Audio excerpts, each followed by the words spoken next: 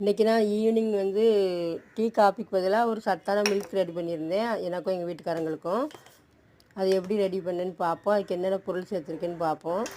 மக்கான் 100 gram, oats 1/4 kilo, சிவப்பவுல் 1/4 kilo, முந்திரி 100 gram, பாதாம் 100 gram, பிஸ்தா 100 gram, வெள்ளரி விதை 100 கிராம், ஏலக்காய் ஒரு 25 கிராம். எல்லாத்தையுமே தனித்தனியாக நல்லா கருகாமல் வறுத்து எடுத்துகிட்டு ஆறுனதும் மிக்ஸி ஜாரில் சேர்த்து நல்லா பவுடராக அரைச்சி எடுத்துக்கணும். அரைச்சி எடுத்ததை கொஞ்சம் சளிச்சு எடுத்துக்கலாம். எடுத்துகிட்டு ஒரு 1/2 லிட்ரு பாலில் ஒரு 3 ஸ்பூன் இதை போட்டு நல்லா காய்ச்சிட்டு கொஞ்சம் நேரம் சிம்மில் வச்சு ஒரு 2 நிமிஷம் வச்சு வற்ற வச்சு குடிச்சோன்னு வச்சுக்கோங்களேன், சூப்பராக இருக்கும். ரொம்ப நேரம் நல்லா பசி தாங்கும். நான் சர்க்கரை எதுவும் போடலை, அப்படி தான் காய்ச்சேன். நீங்கள் சீனி வேணாலும் போட்டுடுங்க. இது தனியாக குடித்தாலும் இனிப்பாக தான் இருக்கும். இன்றைக்கி இதான் நம்ம வீட்டில் ஈவினிங் சத்தான மில்க்கு.